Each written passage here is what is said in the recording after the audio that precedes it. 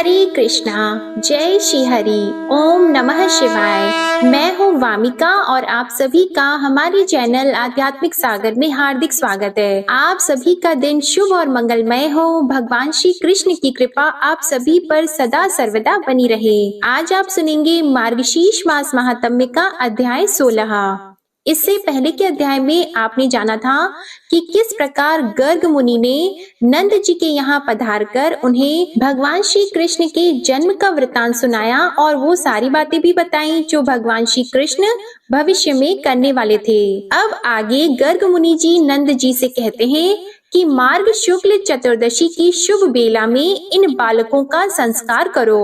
उस दिन गुरुवार है, रेवती नक्षत्र है, चंद्र और तारा शुद्ध है, मीन की चंद्रमा है, उस पर लग्नेश की पूर्ण दृष्टि है, उत्तम वणित नामक करण है और मनोहर शुभ योग है। वह दिन परम दुर्लभ है, उसमें सभी उत्कृष्ट एवं उपयोगी योगों का उदय हुआ है।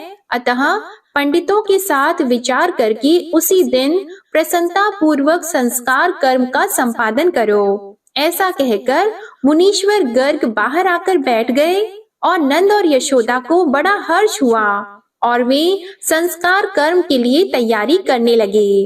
इसी समय गर्ग जी को देखने के लिए गोप गोपियां और बालक बालिकाएं नंद भवन में आईं। उन्होंने देखा मुनि श्रेष्ठ गर्ग मध्याह्न काल के सूर्य की भांति प्रकाशित हो रहे हैं। शिष्य समूहों से घिरकर ब्रह्म तेज से उद्भासित हो रहे हैं और प्रश्न पूछने वाले किसी सिद्ध पुरुष को वे प्रसन्नता पूर्वक गूढ़ योग का रहस्य समझा रहे हैं। नंद भवन की एक एक सामग्री को मुस्कुराते हुए देख रहे हैं और योग मुद्रा धारण किए स्वर्ण सिंहासन पर बैठे हैं। ज्ञानमयी दृष्टि से भूत, वर्तमान और भविष्य को भी देख रहे हैं। वे मंत्र के प्रभाव से अपने हृदय में परमात्मा के जिस सिद्ध स्वरूप को देखते हैं उसी को मुस्कुराते हुए शिशु के रूप में बाहर यशोदा की गोद में देख रहे हैं। महेश्वर के बताए हुए ध्यान के अनुसार जिस रूप का उन्हें साक्षात्कार हुआ था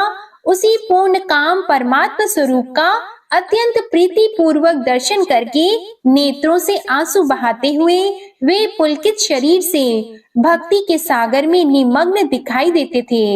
योगचर्या के अनुसार मन ही मन भगवान की पूजा और प्रणाम करते थे। गोप गोपियों ने मस्तक झुकाकर उन्हें प्रणाम किया और गर्ग जी ने भी उन सबको आशीर्वाद दिया। फिर मुनि अपने आसन पर विराजमान हुए और वे समागत स्त्री पुरुष अपने अपने घर को चले गए। नंद ने आनंदित होकर निकटवर्ती तथा दूरवर्ती बंधुजनों के पास शीघ्र ही मंगल पत्रिका पढ़ाई। इसके बाद उन्होंने दूध, दही, घी, गुड़, तेल, मधु, माखन, तर्क और चीनी के शरबत से भरी हुई बहुत सी नहरें लीला पूर्वक तैयार कराईं। इसके बाद उन्होंने अगहनी के चावलों के 100 ऊंचे ऊंचे पर्वत आकार ढेर लगवाए। उन्होंने चावलों के 100 पर्वत नमक के साथ, शक्कर के भी साथ, लड्डुओं के साथ और पके फलों के 16 पर्वत खड़े करवाए।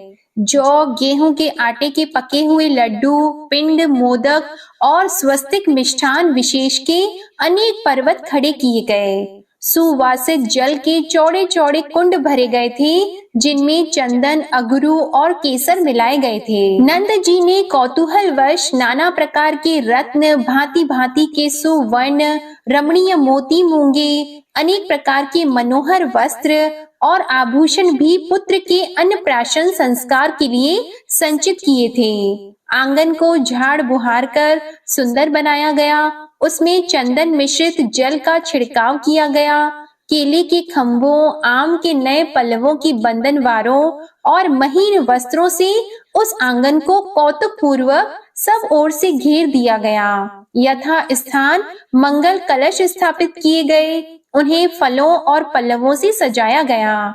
सुंदर पुष्पहारों और मनोहर वस्त्रों की राशियों से नंद भवन के आंगन को सजाया गया था। इसी समय संदेह वाहक ने प्रसन्नता पूर्वक आकर नंदराय जी से कहा, प्रभु आपके भाई बंधु गोपराज एवं गोपगण पधारे हैं। उनमें से कुछ लोग घोड़ों पर चढ़कर आए हैं, कुछ हाथियों पर सवार हैं और कितने ही रथों पर आरूढ़ होकर शीघ्रता पूर्वक पधारे हैं। रत्नमय अलंकारों से विभूषित कितने ही राजपुत्रों का भी यहाँ शुभागमन हुआ है।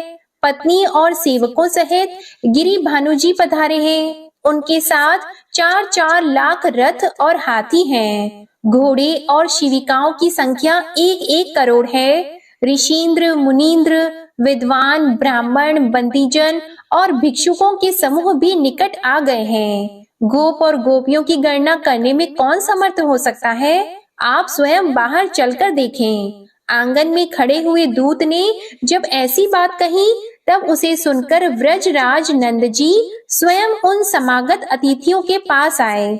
उन सबको साथ ले आकर उन्होंने आंगन में बिठाया और तत्काल ही उनका पूजन किया।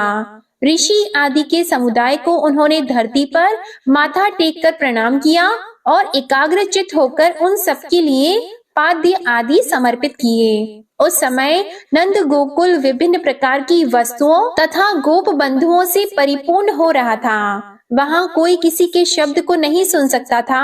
साक्षात कुबेर ने श्री कृष्ण की प्रसन्नता के लिए वहाँ 3 मुहूर्त तक सुवर्ण की वर्षा करके गोकुल को सोने से भर दिया।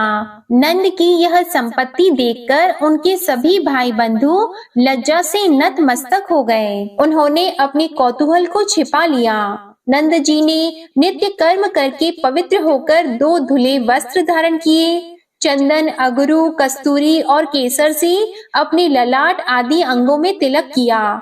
इसके बाद गर्ग जी तथा मुनीश्वरों की आज्ञा लेकर व्रजेश्वर नंद दोनों पैर धोकर सोने के मनोहर पीढ़े पर बैठे। उन्होंने श्री विष्णु का स्मरण करके आचमन किया। फिर ब्राह्मणों से स्वस्ति वाचन कराकर वेदोक्त कर्म का संपादन करने के अनंतर बालक को भोजन कराया। आनंद मग्न हुए नंद जी ने मुनिवर गर्ग के कथन अनुसार शुभ बेला में बालक का मंगलमय नाम रखा कृष्ण। इस प्रकार जगदीश्वर को सघृत भोजन कराकर उन्होंने नामकरण करने के अनंतर नंद राय ने बाजे बजवाए और मंगल कृत्य करवाए। उन्होंने ब्राह्मणों को प्रसन्नता पूर्वक नाना प्रकार के सुवर्ण भांति भांति के धन, भक्ष्य पदार्थ और वस्त्र दिए। बंदी जनों और भिक्षुकों को इतनी अधिक मात्रा में उन्होंने सुवर्ण बांटा कि सुवर्ण के भारी भार से आक्रांत होने के कारण वे सब के सब चल नहीं पाते थे। ब्राह्मणों, बंधुजनों और विशेषतः भिक्षुकों को भी उन्होंने पूर्णतया मनोहर मिष्ठान का भोजन कराया। उस समय नंद गोकुल में बड़े जोर जोर से निरंतर यही शब्द सुनाई देता था कि दो और दो, खाओ खाओ। परिपूर्ण रत्न, वस्त्र, आभूषण, मूंगी, सुवर्ण, मणिसार तथा विश्वकर्मा के बनाए हुए मनोहर सुवर्ण पात्र वहां ब्राह्मणों को बांटे गए। व्रजराज नंद ने गर्ग जी के पास जाकर विनय पूर्वक अपनी इच्छा प्रकट की और नम्रता पूर्वक उनके शिष्यों को तथा शेष द्विजों को सुवर्ण के अनेक भार पूर्ण मात्रा में प्रदान किए। श्री नारायण कहते हैं, हे नारद, श्री हरि को गोद में लेकर गर्ग जी एकांत स्थान में गए और बड़ी भक्ति एवं प्रसन्नता से उन परमेश्वर को प्रणाम करके उनका स्तवन करने लगे। उस समय उनके नेत्रों से आंसू बह रहे थे, शरीर में रोमांच हो आया था, मस्तक भक्ति भाव से झुक गया था और श्री कृष्ण चरणाविंदों में दोनों हाथ जोड़कर वे इस प्रकार बोल रहे थे। गर्ग जी ने कहा, हे श्री कृष्ण, हे जगन्नाथ, हे भक्त भय भंजन, आप मुझ पर प्रसन्न होइए। परमेश्वर, मुझे अपने चरण कमलों की दास्य भक्ति दीजिए। भक्तों को अभय देने वाले गोविंद, आपके पिताजी ने मुझे बहुत धन दिया है, किंतु उस धन से मेरा क्या प्रयोजन है। आप मुझे अपनी अविचल भक्ति प्रदान कीजिए। प्रभु, अणिमा आदि सिद्धियों में, योग साधनों में, अनेक प्रकार की मुक्तियों में, ज्ञान तत्व में अथवा अमरत्व में मेरी तनिक भी रुचि नहीं है। इंद्रपद, मनुपद तथा चिरकाल तक स्वर्ग लोक रूपी फल के लिए भी मेरे मन में कोई इच्छा नहीं है। मैं आपके चरणों की सेवा छोड़कर कुछ नहीं चाहता। सालोक्य, सारिष्टि, सारूप्य, सामीप्य और एकत्व, ये 5 प्रकार की मुक्तियां सभी को अभीष्ट हैं, परंतु परमात्मन, मैं आपके चरणों की सेवा छोड़कर इनमें से किसी को भी ग्रहण करना नहीं चाहता। मैं गोलोक में अथवा पाताल में निवास करूं, ऐसा भी मेरा मनोरथ नहीं है, परंतु मुझे आपके चरणाविंदों का निरंतर चिंतन होता रहे, यही मेरी अभिलाषा है। कितने ही जन्मों के पुण्य के फल का उदय हुआ, जिससे भगवान शंकर के मुख से मुझे आपके मंत्र का उपदेश प्राप्त हुआ।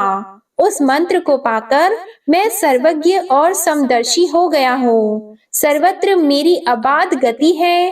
कृपा सिंधु, हे दीन बंधु, मुझ पर कृपा कीजिए। मुझे अभय देकर अपने चरण कमलों में रख लीजिए, फिर मृत्यु मेरा क्या करेगी। आपके चरणाविंदों की सेवा से ही भगवान शंकर सबके ईश्वर, मृत्युंजय, जगत का अंत करने वाले तथा योगियों के गुरु हुए हैं। ब्राह्मण, जिनके एक दिन में 14 इंद्रों का पतन होता है, वे जगत विधाता ब्रह्मा आपके चरण कमलों की सेवा से ही उस पद पर प्रतिष्ठित हुए हैं। आपके चरणों की सेवा करके ही धर्मदेव समस्त कर्मों के साक्षी हुए हैं। सुदुर्जय काल को जीतकर सबके पालक और फलदाता हुए हैं। जो संपूर्ण संपदाओं की सृष्टि करने वाली तथा देवियों में परात्परा हैं, वे लक्ष्मी देवी अपने केश कलापों से आपके चरणों का मार्जन करती हैं। जो सबकी बीज रूपा हैं, वे शक्ति रूपिणी प्रकृति आपके चरण कमलों का चिंतन करते करते उन्हीं में तत्पर हो जाती है। हे प्रभु, आपकी अंशभूता तथा आपके ही तुल्य तेजस्विनी राधा आपके वक्ष स्थल में स्थान पाकर भी आपके चरणों की सेवा करती हैं, फिर दूसरे की बात ही क्या है। हे भगवान, जैसे शिव आदि देवता और लक्ष्मी आदि देवियां आपसे सनाथ हैं, उसी तरह मुझे भी सनाथ कीजिए, क्योंकि ईश्वर की सब पर समान कृपा होती है। हे नाथ, मैं घर को नहीं जाऊंगा, आपका दिया हुआ यह धन भी नहीं लूंगा। मुझ अनुरागी सेवक को अपने चरण कमलों की सेवा में रख लीजिए। इस प्रकार स्तुति करके गर्ग जी नेत्रों से आंसू बहाते हुए श्री हरि के चरणों में गिर पड़े और जोर जोर से रोने लगे। उस समय भक्ति के उद्रेक से उनके शरीर में रोमांच हो आया था। गर्ग जी की बात सुनकर भक्त वत्सल श्री कृष्ण हंस पड़े और बोले, मुझ में तुम्हारी अविचल भक्ति हो। जो मनुष्य गर्ग जी द्वारा किए गए इस स्तोत्र का तीनों संध्याओं के समय पाठ करता है, वह श्री हरि की सुदृढ़ भक्ति, दास्य भाव और उनकी स्मृति का सौभाग्य अवश्य प्राप्त कर लेता है। इतना ही नहीं, वह श्री कृष्ण भक्तों की सेवा में तत्पर होकर जन्म, मृत्यु, जरा, रोग, शोक और मोह आदि के संकट से पार हो जाता है। श्री कृष्ण के साथ रहकर सदा आनंद भोगता है और श्री हरि से कभी उसका वियोग नहीं होता। भगवान नारायण कहते हैं, हे नारद, श्री हरि की इस प्रकार स्तुति करके गर्ग मुनि ने उन्हें नंद जी को दे दिया और प्रशंसा पूर्वक कहा, गोपराज, अब मैं घर जाता हूँ, आज्ञा दो। अहो, कैसी विचित्र बात है कि संसार मोह जाल से जकड़ा हुआ है।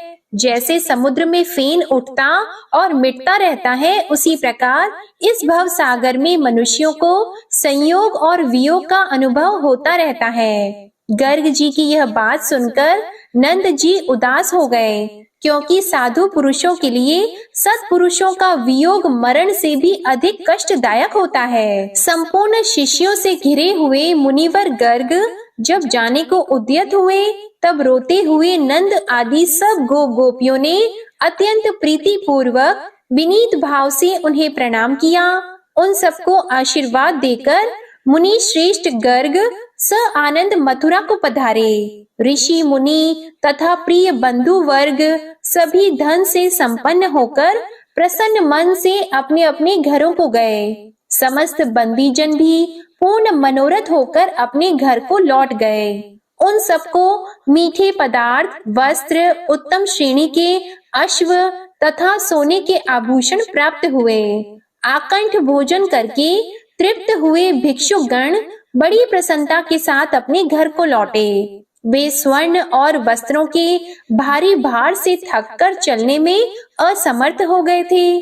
कोई धीरे धीरे चलते, कोई विश्राम के लिए धरती पर सो जाते और कुछ लोग मार्ग में उठते बैठते जाते थे। कोई वहां सा आनंद हंसते हुए टिक जाते थे। कपर्दकों तथा अन्य वस्तुओं के जो बहुत से शेष भाग बच गए थे उन्हें कुछ लोग ले लेते थे।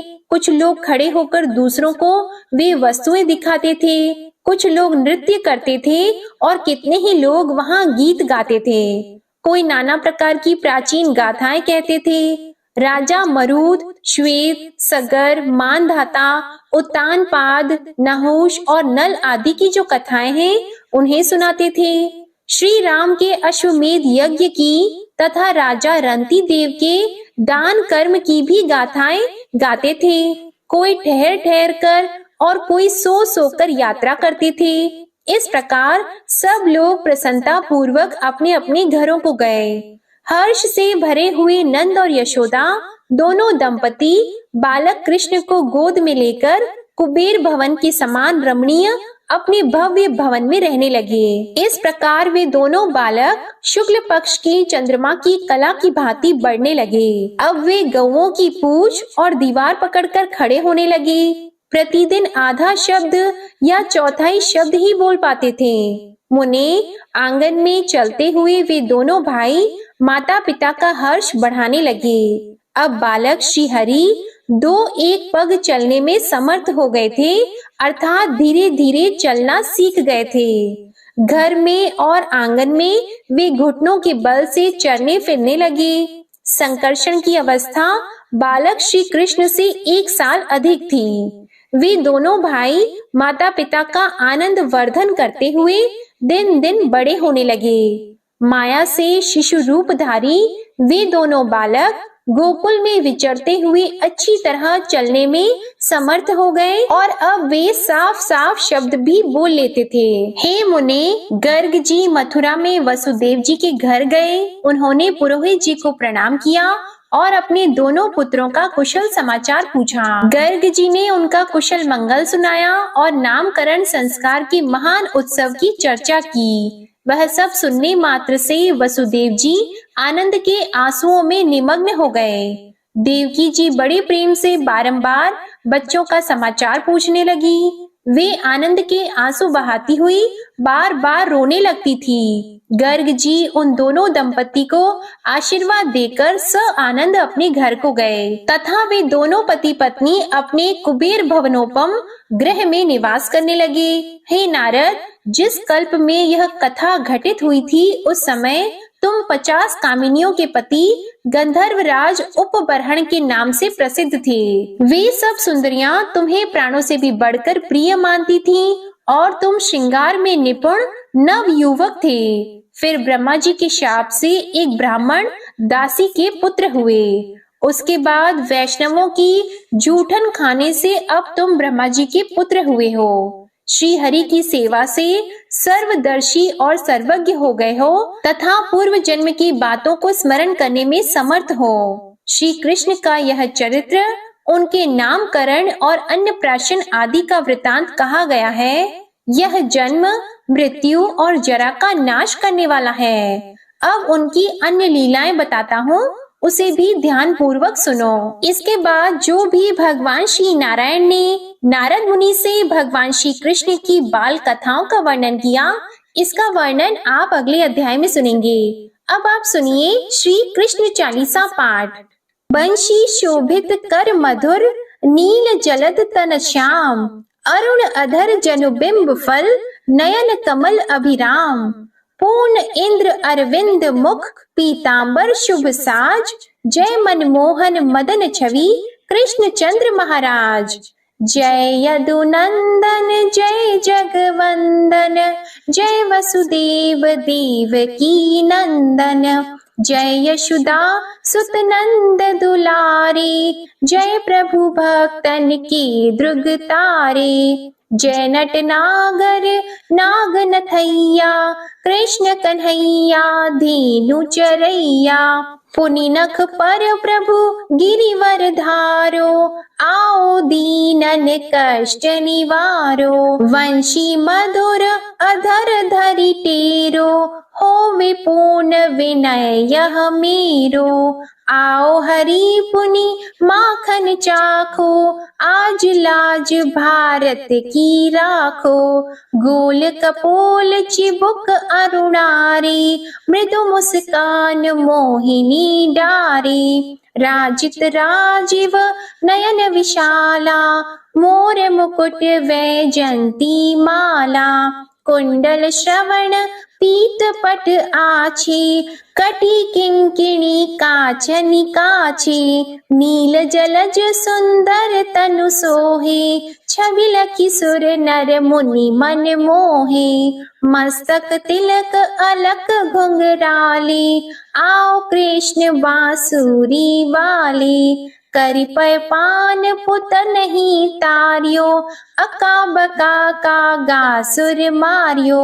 मधुवन जलत अगिन तब ज्वाला, भय शीतल लखतहि नंद लाला।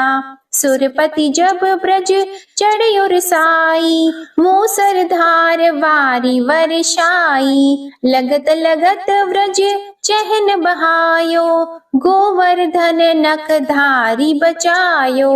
लखी यशोदा मन भ्रम अधिकाई, मुख मंद 14 भुवन दिखाई। दुष्ट कंस अति उधम मचायो, कोटि कमल जब फूल मंगायो। नाथी कली यहीं तब तुम लीन है, चरण चिन्ह दे निर्भय कीन है। करि गोपिन संग रास विलासा, सबकी पूर्ण करि अभिलाषा। केतिक महा असुर संहार्यो, कंसहि केस पकड़ी दे मार्यो। मात पिता की बंदी छुड़ाई, उग्रसेन कह राज दिलाई। महिषी मृतक छहो सुत लायो, मातु देव की शोक मिटायो। भौमासुर मुर दैत्य सहारी, लाए 68 सहस कुमारी। देवी मही तृण चीर सहारा, जरा सिंधु राक्षस कहि मारा। असुर बकासुर आदिक मारियो, भक्तन के तब कष्ट निवार्यो। दीन सुदामा की दुख टारियो, तंदुल 3 मूठ मुख डारियो। श्री कृष्ण चालीसा समाप्त होती है। प्रेम से बोलिए भगवान श्री कृष्ण की जय। आपको ये कथा पसंद आए तो वीडियो को लाइक करके शेयर जरूर कीजिएगा और कमेंट में भगवान श्री कृष्ण की जय भी लिखिएगा और चैनल को सब्सक्राइब करके बेल आइकन प्रेस करना मत भूलिएगा। जय श्री राधे कृष्णा।